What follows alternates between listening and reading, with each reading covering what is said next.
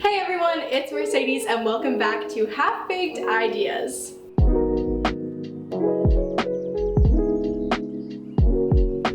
So, the day that this video is going up, July 9th, is my 21st birthday. Of course I'm filming it in advance, but today I'm gonna be making a birthday cake for myself because no one makes a birthday cake better for you than you do. Wait. I don't think that's a saying. I don't think anyone's literally ever said that ever. You might have noticed, changed up the fit.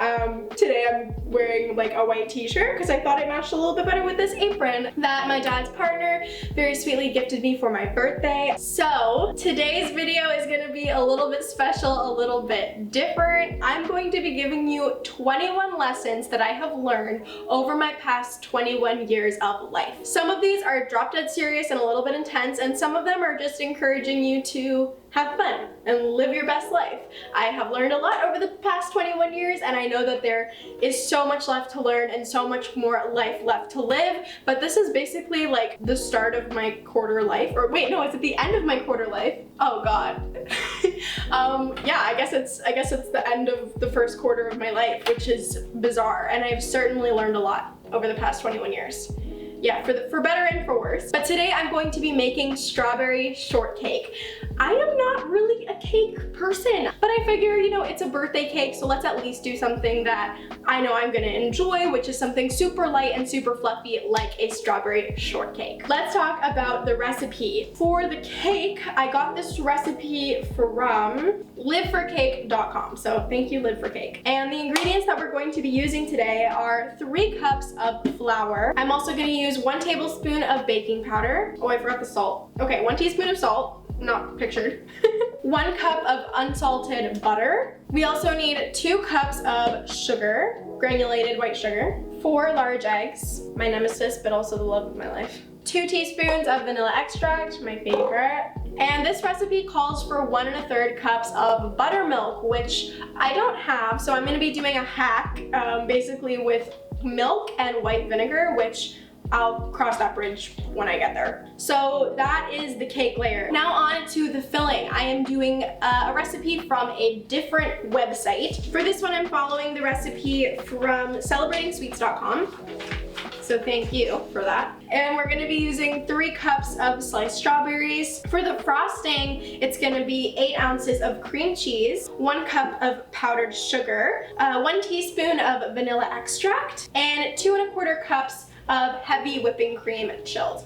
So I'm gonna put that back in the fridge. It also calls for strawberry jelly. I didn't have any, so what I decided to do basically a couple of hours ago before I started filming is make my own sort of jelly puree. So basically what I did here, hopefully you can see this in the camera, is I have been macerating the strawberries. So I know that sounds kind of dirty, but basically I just put in about 1.5 cups of strawberries with about 8 tablespoons of sugar. And what this process does is it just allows the natural sugars of the strawberry to come out, and it creates this almost jelly-like formation. I ended up macerating it for about 2 hours, and so I'm gonna put it on the stove in a little bit so that I can, how do you call it? Not simmer, not extract, I don't know what the word is. I'll think of it later and it'll pop up on the screen somewhere here, but we're gonna do that to the strawberries. So that is it for the recipe ingredients.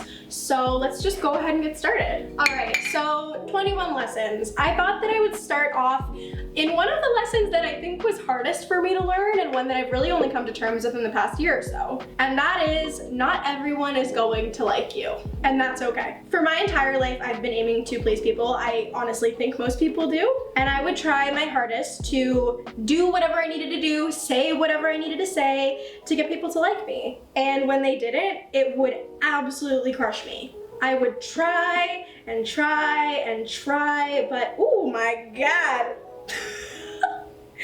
But the fact of the matter is, you can't be everyone's cup of tea. That's just human nature. And what's more important than anyone else liking you is you liking yourself. I'm gonna take a little bit of the flour out because that might have been excessive. I got a little excited. That's just the theme of this video, it's just me being excited. I should not be a baker. There is nothing precise about any of this. Baking powder. Baking powder? Baking powder. 1 tablespoon of baking powder. That seems like a lot. Okay. I trust you. I guess this is going into 3 different cake pans, so that makes sense for sure. Number 2, dating a bunch when you're young is totally okay. And falling in love young is also amazing and normal. I know this isn't the case for everyone, but this was a hard lesson for me to learn because of the shame that went along with wanting to date as a young teen. And honestly, even into my late teenhood, people can be so judgmental. So as I mentioned in a previous video, I am a total serial monogamist and a relationship lover at heart. I always have been. Despite my own parents going through a divorce, I am still the first person that will probably get married out of my whole friend group because I just love love. I had a lot of crushes growing up and a lot of relationships. Obviously, some of them serious, some of them not so serious. But somehow I started getting shamed for the amount that I was dating. I remember friends making fun of me in elementary school, all the way up to middle school and high school, not so much university, for how many people I dated. And it was completely unwarranted, but I felt like crap about it and started to believe that what they said to me, that I was a slut, essentially, despite not necessarily being sexually involved with any of those people that I was dating, not that it matters. I started to believe it, and I felt like crap about it, and I hid it, and I got hurt as a result and had no one to talk to about it, except for my mom, God bless her. I believe that people shame people when they wish that it was happening to them instead. Hate me if you want for saying that. I think the exact same thing goes for losing your virginity, first kisses, all that stuff. I truly fell in love for the first time at 15, and although it was complicated, it completely changed my life. I don't regret it at all. And I learned so much about relationships, about what I want and what I need. Because of that experience, I'm now in the most long-term, happiest, healthiest relationship of my life. And I think it's because of those experiences and going through a process of trial and error at a young age. And when I say young, I don't mean like young, like 10 years old or anything, but going through high school. I just think the shame there needs to stop. Number 3, having a passion for something doesn't make you weird. For so long, I hid the things I loved because I didn't want people to judge me for them. Whether it was something like this, talking to a camera, theater, acting, singing, dancing, reading, liking school, whatever it was, I spent a lot of time trying to assimilate, to be like other people my age. But it wasn't until I started exploring the things that I was really good at and passionate about that I found real happiness and real success. We tend to hide the things that we're passionate about because we're afraid of how other people will perceive those things, and people can be scared of passion.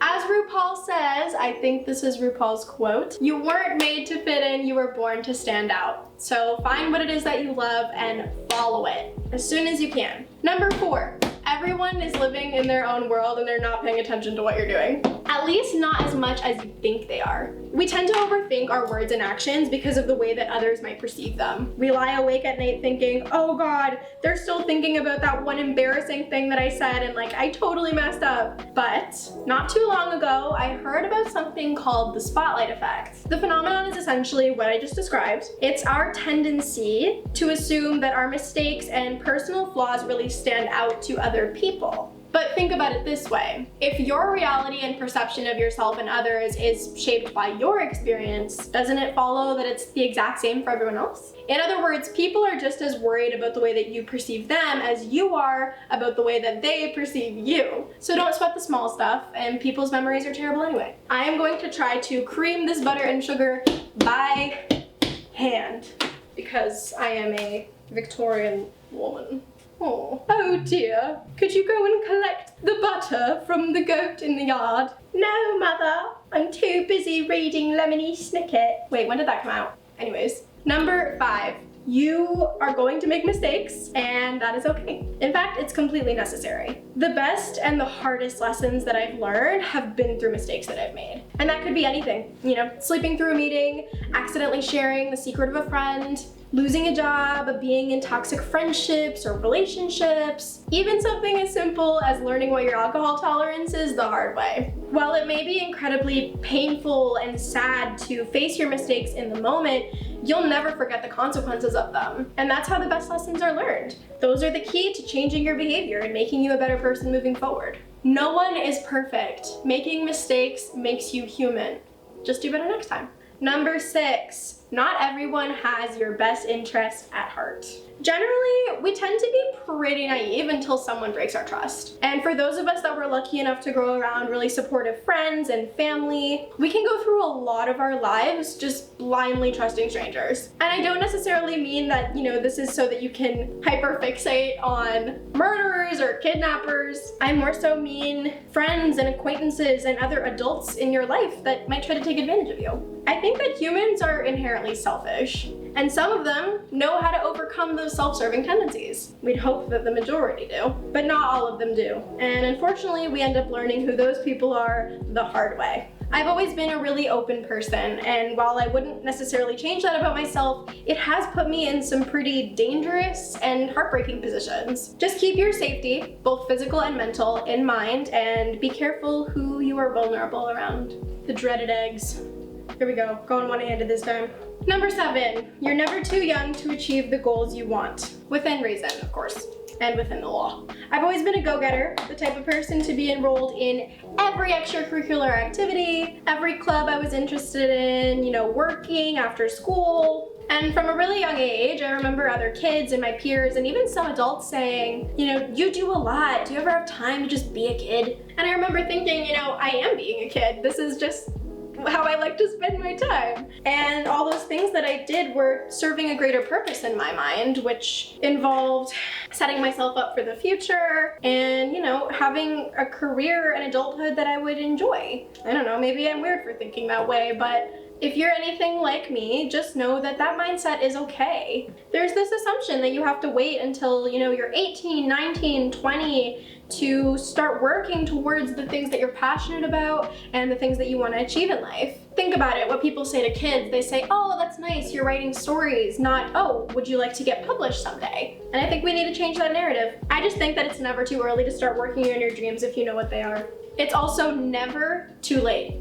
Age is just a completely arbitrary number. Not in all situations. Take that with a grain of salt. That is our creamed butter, egg, sugar mixture situation. And now we're gonna do our makeshift buttercream. So I read online that basically you can use 1 part white vinegar, so essentially like 1 tablespoon of white vinegar to 1 cup of milk, and turn it into buttercream, or like the acidity that comes with buttercream.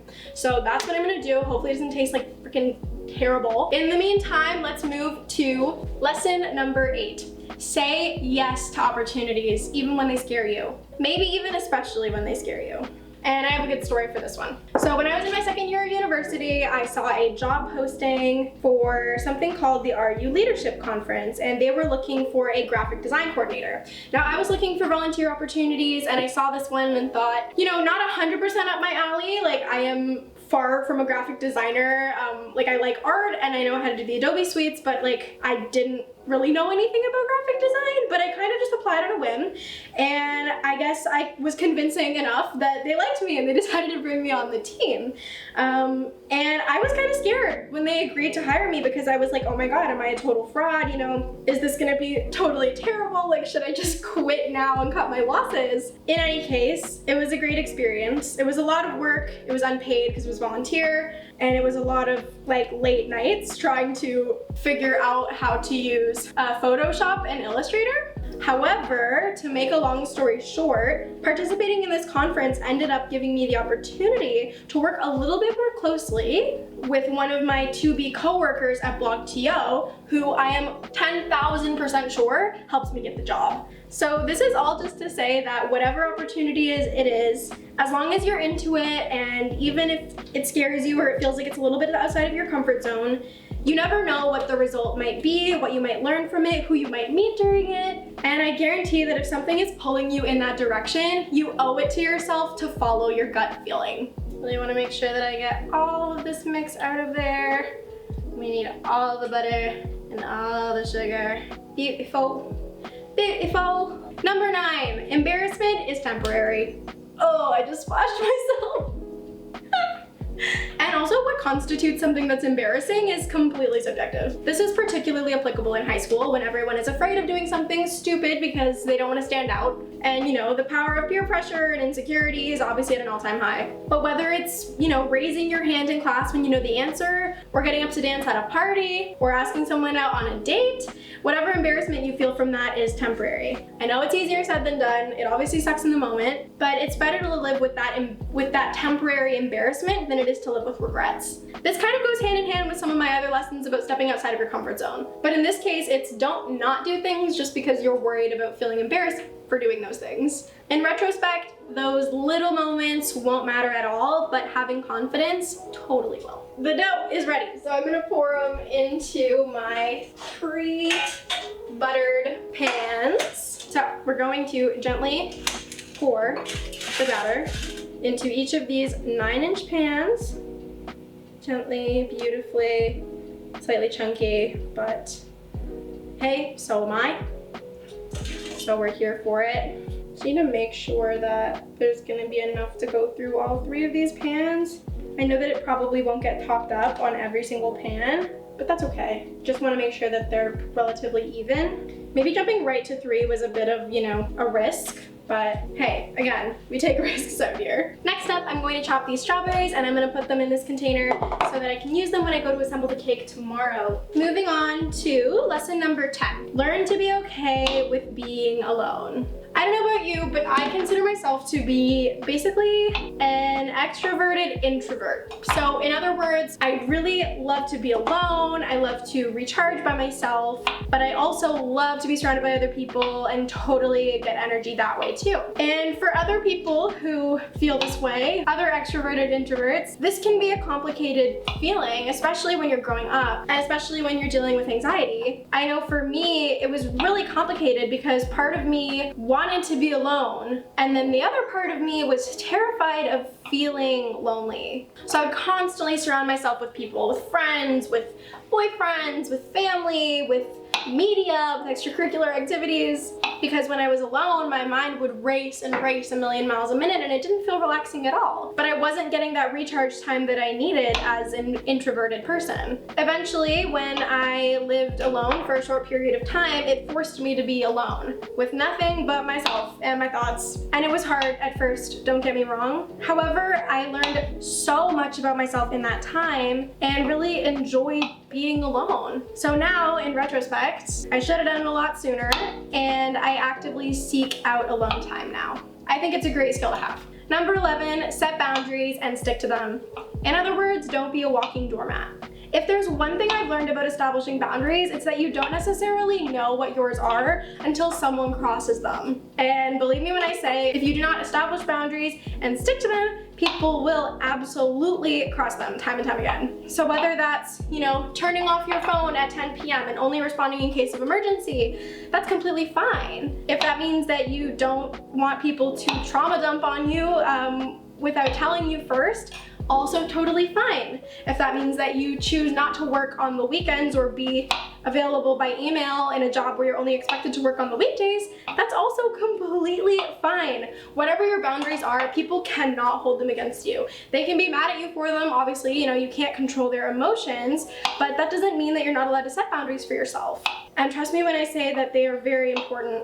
Your brain will start to tell you when someone is overstepping a boundary, so listen to it. You'll be much happier in the long run. Now we're gonna go ahead and get started on the whipped cream topping. I've got my hand mixer here, so we're all set to go. Probably should have used that during the creaming process with the sugar and everything, but it's fine, it's fine, it's fine. We will also move on to tip number 12, my lucky number, speak your mind. I know you've seen this one coming. There's nothing more satisfying than having an opinion and speaking it into the universe. I think that there are a lot of unspoken rules for young people, and especially young women. We get so often labeled as sassy or opinionated when you speak your truth about something. And honestly, we put up with being silenced and silencing ourselves way too often. But when we silence ourselves, we never truly learn what our beliefs and realities are. As one Laurel Thatcher Ulrich once wrote, well-behaved women rarely make history. So speak your mind, girl.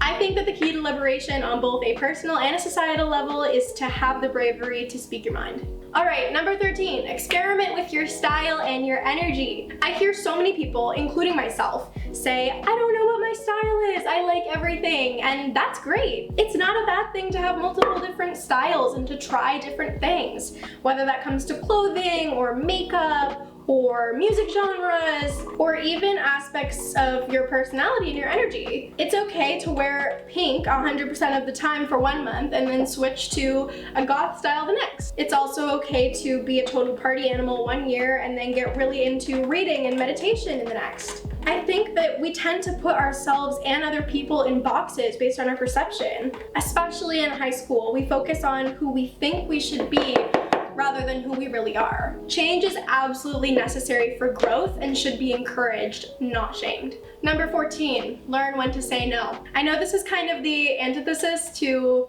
did I say that right? Antithesis? Antithesis? Disestablishmentarianism? I don't know.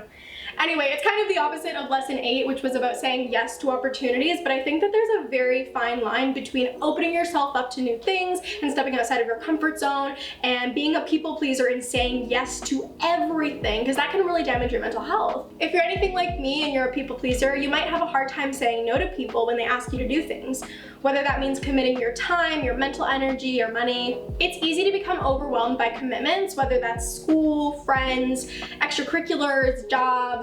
In any case, if you don't find what your limit is, you will burn out quicker than a match. So just keep a pulse on your commitments and don't feel the need to accept everything right away. This obviously comes to a point.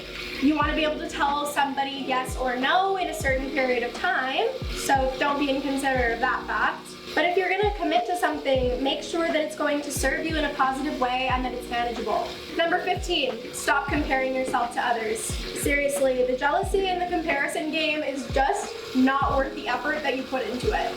It's so easy to do, to scroll on Instagram and see people that are more successful, that are hotter than you, that are making more money, that are funnier than you, that are smarter than you.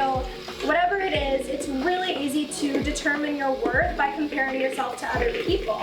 But it really has no impact on you, so don't allow it to consume you. There are so many awesome things about you that you probably don't even realize other people are jealous of. And getting perspective on that is tough. I'm not saying it's easy. But constantly wishing to be like other people doesn't serve you. Actively work at appreciating who you are. Number 16, never let another person dictate your future. This is one of those lessons that you don't realize you need until it happens. We think, I wouldn't give up my dreams for a guy or a girl. I'd never let someone tell me what I can and cannot do. Then all of a sudden you find yourself making allowances to make other people happy, I can seriously count on both hands the number of people I know that chose a university based on where their boyfriend or girlfriend was going and then broke up 6 months later. Or, the number of people that are told by their family and friends that their dreams can only take them so far, that there's a limit to how much they can do.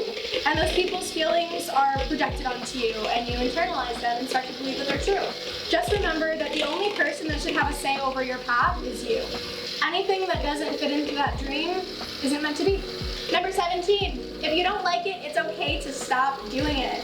This could fit a lot of different things, but in this case, I'm talking about extracurriculars, jobs, that kind of stuff. This one totally goes hand in hand with the know when to say no lesson. My mom always made a big point to me that I was never forced to do anything if I wasn't into it. When I was in my early teens, I signed with a talent agency and I was going to all kinds of auditions for TV and film. And I remember in almost every single car ride, she'd look at me and say, Mercedes, if you wake up one day and you don't enjoy this anymore, you don't have to keep going. This should be about fun. And one day it wasn't fun anymore. It wasn't what I wanted to do. And I really can't thank her enough for not forcing me to keep going when I didn't want to. I think there's a difference between sticking to commitments and doing things just because you're trying to please other people or because of how long you've been going at it. That can maybe apply to relationships too. If you lose interest in something, no matter how long you've been going at it, you don't have to prove to anyone else or to yourself that you can stick it out. Sure, it might be possible, but is that really what's best for you? Number 18, go to therapy. That sounds serious, but for real, I think everybody has some reason to go to therapy. I think it's so stigmatized as this thing where, you need to have gone through something super traumatic or like a life-altering event to see a counselor. But the human experience in itself is so nuanced. Therapy isn't all about trauma. At the end of the day, it's a person who's external to your life, who has objective opinions, who can help you work through things. Therapy is stigmatized as being for broken people, but it actually just makes you far more self-aware, which will really help you in the long run. And I think that this level of maturity is a super important part of being a good adult, a good parent, a good friend, a good partner, and just being a better, more well-rounded person. So if it's accessible to you, try it. Number 19, not every day can be a good one. And you can't always get what you want. While you'll be lucky enough at some times to feel the extreme highs, the huge wins and the proud moments, those will be contrasted with the shitty ones too. I'm not even being pessimistic, that's just what it's like to be human. It isn't all sunshine and rainbows. One day you might feel on top of the world, able to accomplish anything, and the next you're at the bottom of the barrel, no matter how successful you become. Just remember that the titles, the opportunities you're offered, the money that you make doesn't make you any better of a person. It doesn't hold value over who you are as an individual. It helps to give me a little bit of a reality check if I go, walk outside, call my mom, and remember the things that are important to me outside of the things that I'm achieving. All the things that we take for granted when we get wrapped up in our lives. Remember that the good wouldn't feel as good without the bad. Number 20, people change, and that's okay. Honestly, so will you. Change isn't a bad thing. In fact, it's completely inevitable. Growing apart from people that you felt extremely close with at one point doesn't make you a bad friend or a bad person. It just means that the two of you have grown in different directions. Imagine if you were the exact same person you were when you were 6 years old.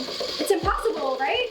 I mean, the same friends, the same attitude towards life, those feelings, those experiences are unique to that point in time in your life. Growth and change is not only natural, but really important to your development.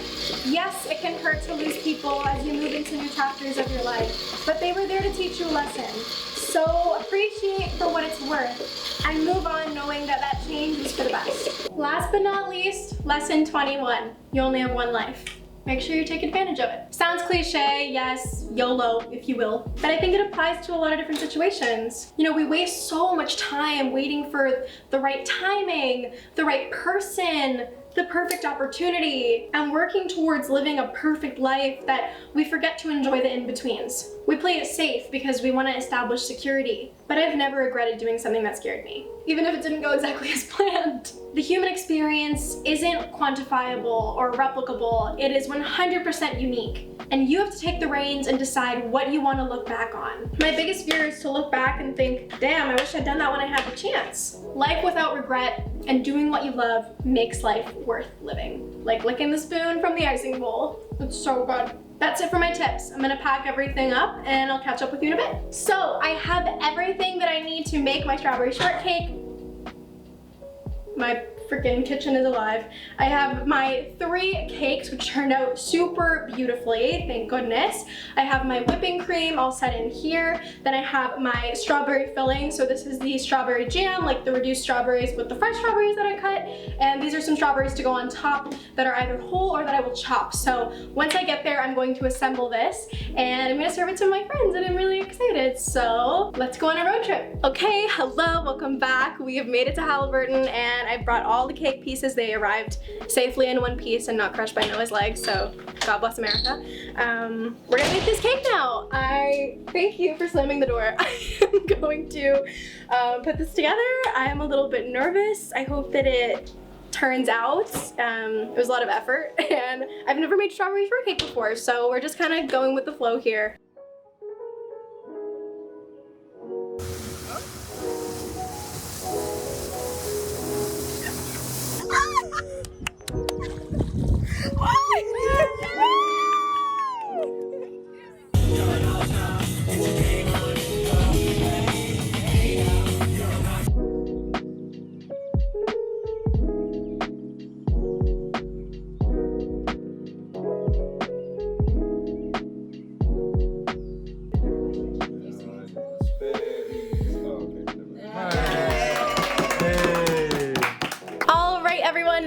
for today's video. I hope you enjoyed it. I am gonna go enjoy that cake later, and I'm also gonna enjoy my birthday. I hope that some of these lessons can apply to you or to your life. Maybe they're things that you're going through right now or things that you will soon encounter in the future.